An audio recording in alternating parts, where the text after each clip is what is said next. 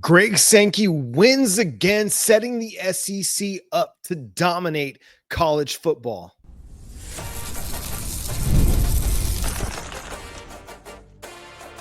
You are Locked On Sooners, your daily podcast on the Oklahoma Sooners. Part of the Locked On Podcast Network, your team every day. What's up, Sooner Nation? Welcome to Locked On Sooners, and thank you for making Locked On Sooners your first listen every single day. Shout out to all the everydayers out there. Tune in and subscribe to the show wherever you get your podcasts. We're part of the Locked On Podcast Network, your team every day.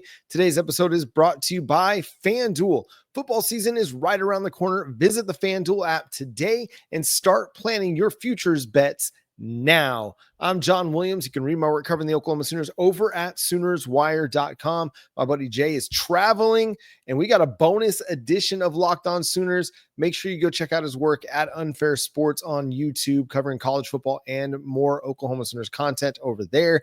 But on today's bonus show, we're going to talk about the 9-game SEC scheduling decision made by the conference as announced on Thursday. We're going to talk about what it means for the Oklahoma Sooners, what the 9-conference game format will look like. But we got to start here. There's so much being made about how the SEC lost in this. Greg Sankey got put in a locker. Well, let me set the record straight here on Locked On Sooners. One of the newest members of the SEC is going to lay it out for you and let the Big 10, Big 12, ACC Group of 5 know that Greg Sankey got what he wanted all along. Let this be a lesson to you. Do not doubt Papa Sankey. Don't act like you're going to put him in a corner and think that you're going to get him to do what you want him to do. That's not the way this works. Greg Sankey is Walter White on the other end of the telephone telling you, I won. Greg Sankey has been pushing for 9 conference games with his league members for some time. This has been in the works, been a discussion point for the conference ever since Oklahoma and Texas announced and were accepted into the SEC years ago. This isn't a new conversation. This isn't something that just came up over the last few months since the Destin meetings in the spring, since SEC Media Days. No, this has been a part of the conversation of what is the best future look like for SEC football. And much of the discussion revolved around what happens with strength of schedule, what happens with the College Football Playoff Committee, and how they're going to determine who gets in. Because what we saw last year with Ole Miss, South Carolina, and Alabama getting left out of the College Football Playoff was that, okay, yes, their losses hurt them, but a team like South Carolina getting left out with big wins over a Clemson team that made the college football playoff and had several other big wins throughout the season, was one of the hottest teams in the nation. They were penalized because they played a difficult schedule. They were penalized for the loss to Ole Miss. And that was a team of all of the teams that got left out that likely deserved a spot in the college football playoff. But because they had a loss to LSU, they had that loss to Ole Miss, and they had a third loss on their schedule, they were penalized. And so all Greg Sankey was holding out on was, how is the College Football Playoff Committee going to invoke strength of schedule into the conversation, into the discussion? Because so much of what was looked at in 2024 was just record. And so you had an Indiana team that played one ranked opponent, maybe 2 ranked opponents, and didn't do so until late October or into November. You had an SMU team that may not have played a ranked opponent all year until they played Clemson in the ACC championship game. And those two made the playoff, whereas Ole Miss, Alabama, South Carolina, they're playing ranked opponents dang near every single week. And so the move to go to 9 games Not a coincidence that it comes just after the College Football Playoff Committee releases guidance saying, hey, we're going to take into account strength of schedule metrics. We're going to use those to help us determine who the 12 teams are going to be in the 2025 College Football Playoff. It's not a coincidence, guys. It is not just this happenstance that the SEC just the day after decided to move to 9 games. Absolutely not. This is calculated. This is business. And Greg Sankey is standing on business. He has been at the forefront of pushing the SEC into 9 games for years. This is not a recent revelation, not a recent discussion. He got pushback from the athletic directors in the SEC and the coaching staffs in the SEC because they wanted to know how strength of schedule was going to look, because you add a 9th SEC game, that means 9 more losses for SEC teams. That means a more difficult 9th game than what they might have had otherwise. And given the SEC's stance on what schedule should look like, that will include at least one Power 4 non-conference opponent, that means the SEC will be playing at least 10 games against Power 4 opponents starting in 2026, where you have teams like Indiana who are getting rid of as many Power 4 opponents as they possibly can. If they could go independent and play a Mountain West schedule, they would absolutely do that. Because all that matters is wins. It doesn't matter what the wins are or who they're over. All that matters is wins. To Indiana, I say that facetiously. It matters who you play. And it shouldn't matter who you play. It should matter who you beat, who you lose to. All that stuff should matter. It should matter what kind of a gauntlet you had to go through to get to the college football playoff. All that stuff should matter. And so Greg Sankey was asked, rightfully so, how does that factor in? How does strength of schedule factor into us going to 9 games? And he was adamant, saying, listen, we play the toughest schedule in the country. You want to talk about super conferences? The SEC is a super conference. He was very straightforward and blunt about the fact that the SEC plays a more difficult schedule than anybody else in the nation. Whether it's the 9-game conference schedule that the Big 12 plays, the 9-game conference schedule that the Big 10 plays, the 8-game conference schedule that the ACC plays, which they're likely going to be going to 9 games as well, the independent schedule that Notre Dame plays, the SEC, by and large, plays a more difficult schedule than anybody else. And so Greg Sankey got what he wanted. He got the College Football Playoff Committee to incorporate more strength of schedule metrics into the decision-making process. Now, how that exactly plays out this December when they're lining out the 7 at-large bids that get into the College Football Playoff after the 5 conference champions, we'll all find out. But that the SEC is going to be heavier in the discussion for those at-large bids because of the strength of schedule metrics that are going to be put in play. That's a big win for Greg Sankey. That's a big win for the SEC. And so people out there acting like the SEC got rolled over in all of this, or that they succumbed to the pressure of the Big 10 and the Big 12. No, miss me with all that. This was Greg Sankey making calculated decision after calculated decision, as he's done all along, to put the SEC in a better position to have better representation in the college football playoff and to get better representation in the discussions with the committee during their decision-making process. So how else did Greg Sankey win? We'll discuss that, as well as what the 9 conference game is going to look like and what it means for the Oklahoma Sooners, coming up here on Locked On Sooners. Today's episode is brought to you by FanDuel. August 26th is officially FanDuel Futures Day, a brand new holiday for football fans who live for bold predictions and preseason hunches. For just 24 hours, FanDuel is giving you deals on NFL season predictions. So whether you're calling your MVP, eyeing a long shot division winner, or ready to crown your Super Bowl champ before week 1 even kicks off, this is your moment. Take a flyer on the MVP race. I know our guy Jay, he's loving Baker Mayfield in the MVP race. And who am I to doubt Bake? Like, Bake is a guy you want to bet on. You want to crown your champion in August or parlay your division winner dark horses like maybe the Dallas Cowboys along with Tampa Bay. You could do that with FanDuel. So visit the FanDuel app today and start planning your futures bets now, because Futures Day is one day and one day only. FanDuel, play your game. Once again, thanks for making Locked On Sooners your first listen every single day. Shout out to all the everydayers out there. Tune in and subscribe to the show wherever you get your podcasts. We're part of the Locked On Podcast Network, your team every day. Again, thanks for helping us get to 13,000 subscribers, on our way to 15,000. Can't wait to make you a part of our show every single day. So how else did Greg Walker White Sankey win with this decision?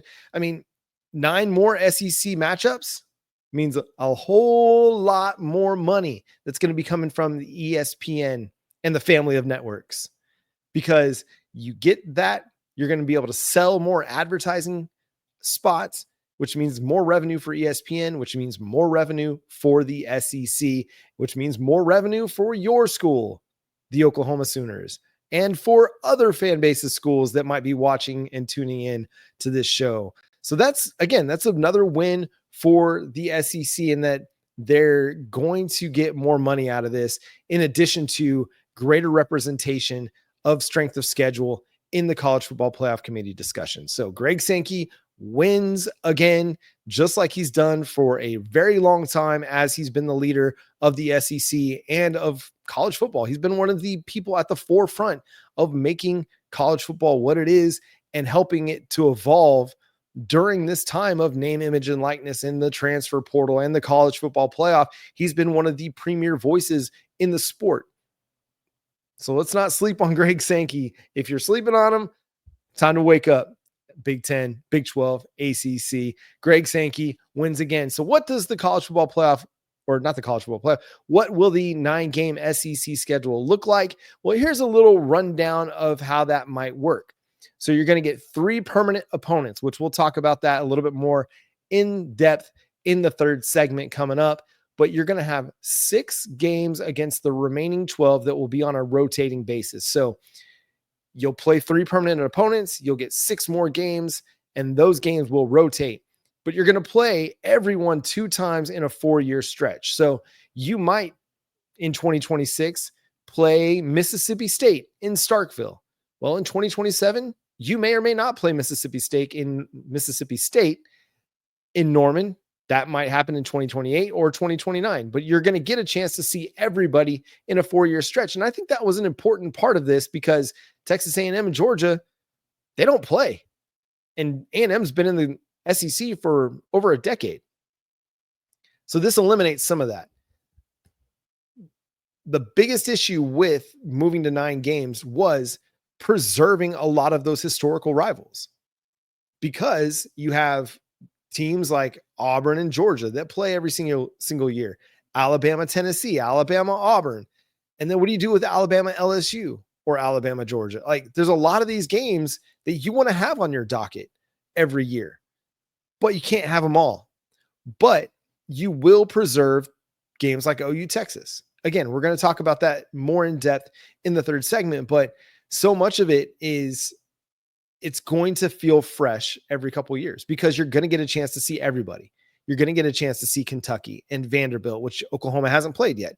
You'll get a chance to see Florida. You'll get a chance to see Mississippi State.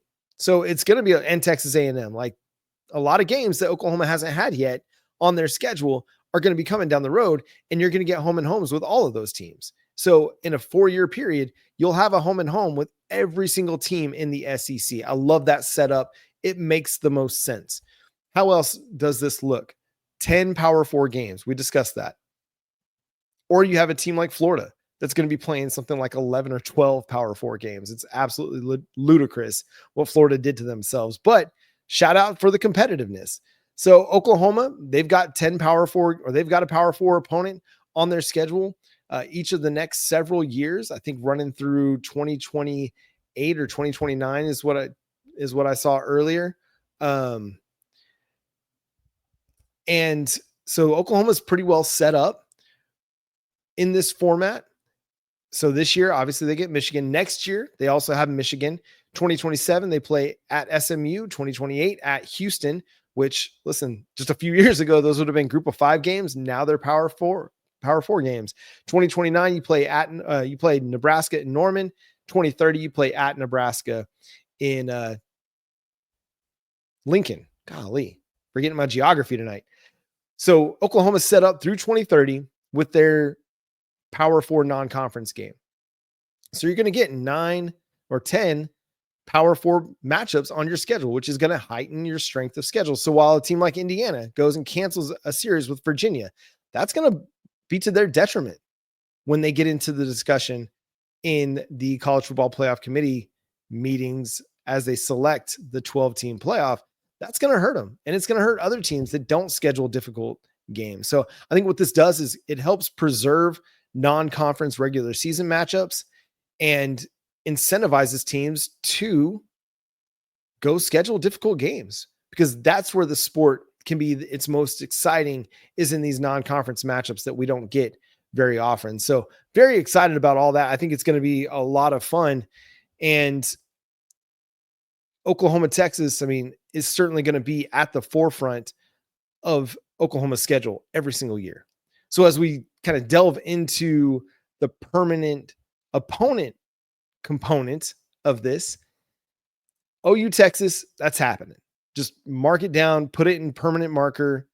It's not going anywhere. That's going to be a game on the slate every single year. It's too valuable, and it means too much to college football. But what does Texas's other permanent opponents look like? Well, you could go in a lot of different directions here, and I think there's a lot of really intriguing options for Oklahoma, for Texas, for many of these teams in the conference. But let's discuss what it could mean for Oklahoma coming up next here on Locked On Sooners.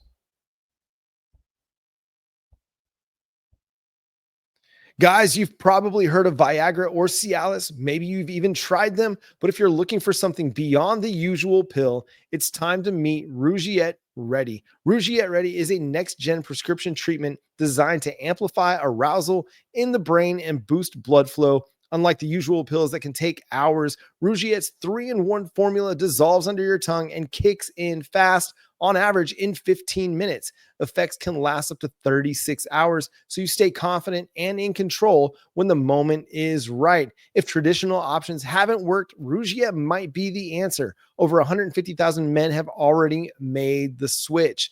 You can even read real customer reviews on their site. It's helping a lot of people feel more confident and present in the moment. Head to rougiette.com/lockedoncollege and use code lockedoncollege to get 15% off today. That's RUGIET.com/lockedoncollege and use promo code lockedoncollege for 15% off.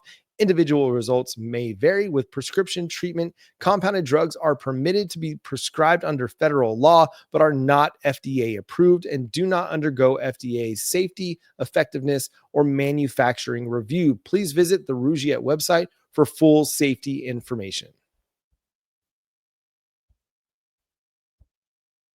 Again, thanks for making Locked On Sooners your first listen every single day. Shout out to all the everydayers out there. Tune in and subscribe to the show wherever you get your podcasts. And thanks for being a part of this bonus edition of Locked On Sooners. We got another great episode with our guy Spencer McLaughlin of Locked On College Football, available for you wherever you download your podcast. We also have our Friday Fan Feels available as well. We had some great reactions and comments when we asked, how are you feeling about the Oklahoma Sooners with about a week out until they start the 2025 regular season? A lot of confidence brewing among Oklahoma Sooners fans with that Illinois State game on the horizon. But let's just talk about what it means for Oklahoma, this 9-game conference schedule. As we discussed, OU Texas, that is top priority. OU Texas, Iron Bowl, the world's greatest outdoor cocktail party. Those three right there, the second Saturday in October between Alabama and Tennessee, the Auburn, Georgia game, those right there are going to be high priority matchups for the SEC schedule makers. In addition to that, for a team like Texas A&M, that's going to be one of those. It's going to be a high priority to keep on the docket As much as Texas A&M doesn't want the smoke, they don't want anything to do with Texas. It's why they went to the SEC in the first place. It's going to happen. You're going to get that game every year. No ifs, ands, or buts. Enjoy yourself. Just enjoy the Texas A&M rivalry for what it is. It's a great part of that regional sports day. It's going to be a fantastic day. It's why I'm a big advocate for getting Bedlam back on the schedule, because these regional rivalries, they matter to the fabric of college football. So beyond that, for Texas, I mean, you're looking at OU, Texas A&M, Arkansas. Easy breezy. Knock those three out, because Texas and Arkansas, Southwest Conference foes forever and ever and ever. Got to get them back together. Texas and A&M, obvious. OU, Texas, obvious. But for Oklahoma, it gets a little bit more interesting. You can go a whole bunch of different directions with this beyond OU, Texas. And I want to start close. I want to start with the team that is the closest to Norman of any SEC team, and that is the Arkansas Razorbacks. Woo, pig suey. Fayetteville, beautiful place. Northwest Arkansas, love that part of the state, that part of the country. Love bumping over from where we live in Eastern Oklahoma to go visit friends, family, just go bum around and hike and bike and all that stuff. Beyond that, creating a little border war with the Arkansas Razorbacks would just be chef's kiss, drama filled, a game that would create so much meaning in the area, in the region, that you might be okay just letting Bedlam slide off into the sunset and not worrying about that one ever again. If you've got another big time regional matchup between Oklahoma and Arkansas, because there's a lot of Arkansas fans in Oklahoma. There's some Oklahoma fans in Arkansas, and that creates a lot of buzz, a lot of heat. It brings something to the table as far as a regional matchup goes, a permanent opponent goes. Another one, Mizzou. I get it. Missouri's not a rival. We're not going to sit here and claim them as a rival in the same sense that we would Texas or Oklahoma State. But it's a game that, again, has some regional significance. When you play a team 90 times, it has some historical significance. When you play a team that many times, it's a game that carries a little bit of weight. You recruit some of the same areas.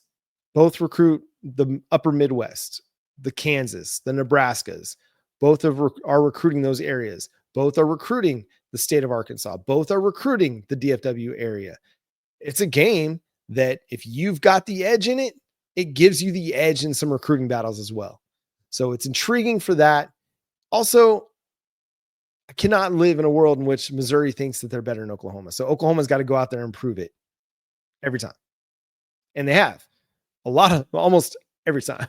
There's only been one time since 1966 is the last time that Oklahoma lost in Norman to Mizzou. And that's the last time Oklahoma lost back-to-back games to Mizzou. So that being said, let's move on. Let's not dump on Mizzou too much, because I know their fans will be in the channel, in the comments section, and I'll have to read all those. So let's just move on. Another one I think that's really interesting and is going to get a lot of play is Texas A&M, the Big 12 connection that Oklahoma and they have. I mean, Oklahoma hung 77 on them. I don't know if they want Oklahoma, and I don't even really know if Oklahoma cares to play Texas A&M. That's one of those that I don't know. It would be cool, but I'm not necessarily itching for them to be a permanent rival. Of all the teams on my list, if I was going to rank them, A&M would be last. Mizzou would be like second to last.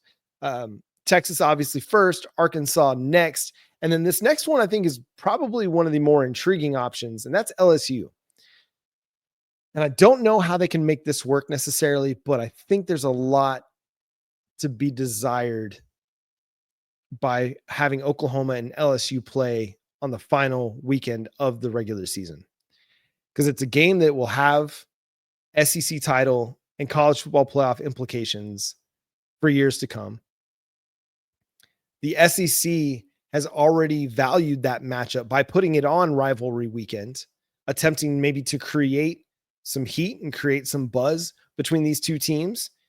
And it was a fantastic atmosphere last year in Baton Rouge. The LSU faithful really showed out and made life really difficult for Oklahoma last year. And obviously the LSU Tigers did as well. It was a really good LSU Tigers team. Oklahoma had their moments, had their chances in the first half, and then just kind of got away from them in the second half. LSU coming to Norman this year, it's going to be another big game with big time implications. I could see that becoming Oklahoma's rivalry weekend matchup, because it's going to be a game that has a ton of implications to it and will have a ton of heat. Two very passionate fan bases, two great home environments. Like, that's going to be one of those games that it may not get the primetime window every single time, but a lot of times it's going to get the primetime window, and ESPN and ABC will be able to sell the heck out of that. So I think that one makes a lot of sense. The other one that I would put fourth in my rankings of teams that make the most sense for Oklahoma to play on a regular basis, that's Florida. And I mean, this one is kind of purely selfish. Oklahoma likes to recruit in the state of Florida. If you get down to Gainesville, I don't know why I say Gainesville, get down to Gainesville and you beat them Florida Gators, then that's big time for you on the recruiting trail. Now, that's big time. Like, it allows you to go on a big stage in front of a hostile crowd and prove what you're capable of. You go win that game, and all those Florida recruits, all those IMG Academy guys that you like to bring to Norman so much, they're going to take notice of that. All those coaches, all those private coaches, all those representatives, they'll all take notice of that as well. So from a purely selfish standpoint, I like Florida as an option. Obviously, you got the Bob Stoops connection where he was the defensive coordinator there for Steve Spurrier. Again, it to me, it's one that rings out. And again, two very passionate fan bases that will bring it every single time these two meet up together. You know, you want to talk about teams I'm like least interested in. I don't really care to have a regular series with Kentucky or Tennessee or Vandy. South Carolina, obviously we're going to get that one, but like every single year, it's fine, but it doesn't mean anything. So those are my six. I got six teams that I feel like make the most sense as permanent rivals. And this is how they rank again. That's Texas, number 1, Arkansas, number 2, LSU, number 3, Florida, number 4, Mizzou, number 5, and Texas A&M, number 6. What I think will happen is Texas, Missouri, and maybe LSU or Florida. I don't know that Oklahoma is going to get Arkansas, because I think Arkansas will have Texas, LSU, and Mizzou, because Arkansas and Mizzou have kind of built up a little bit of a thing going here over the last decade. So I could see those three being Arkansas's permanent rivals, whereas with Mizzou, it's a lot harder to place them aside from their matchup with Arkansas. So likely they'll end up with Oklahoma, and then obviously it gives them a blue blood that comes to town every other year. And then Arkansas, a regional matchup. And then you could go any number of directions, like Kentucky, maybe that's the most proximity for Mizzou, but they're just kind of a weird team, kind of out of place. Like, maybe need to go to the Big Ten, and then we can bring Oklahoma State into the SEC. I don't know, just spitballing here. So to me, and then LSU is kind of a team that is a little bit tricky to place as well. Arkansas and Texas A&M make a lot of sense for them, but then what do you do after that? Like, Alabama's going to have Auburn, Tennessee on theirs as well, and maybe like a Vandy. So again, it gets a little bit complicated to figure out who the permanent rivals are going to be, but what we can say is it's going to be a lot of fun, man. While I can understand, and while I was kind of okay with them staying at 8 games, the 9 games is going to be more fun. It's going to create more memorable matchups throughout the season and create a tighter SEC title race. You have to win a 9th game to go make it to the SEC title game. Like, that's going to be a little bit more challenging for these teams. As we saw last year, parity has hit the sport, and it's especially hit the SEC, where the talent gap has closed significantly. And that's going to do it for this bonus edition of Locked On Sooners. Thanks so much for tuning in, being a part of the show. Subscribe to the show wherever you get your podcasts. We're free and available on every podcast platform and on YouTube. Hit that subscribe button, hit that notification bell to let you know when new episodes drop. Follow my buddy Jay at Unfair Sports. Go check out his channel, Unfair Sports, over on YouTube. You can follow me at John9Williams and read my work covering the Sooners over at SoonersWire.com. The show is at Locked On Sooners on all of your favorite social media platforms. But until next time, for my buddy Jay Smith, I'm John Williams. Boomer Sooner.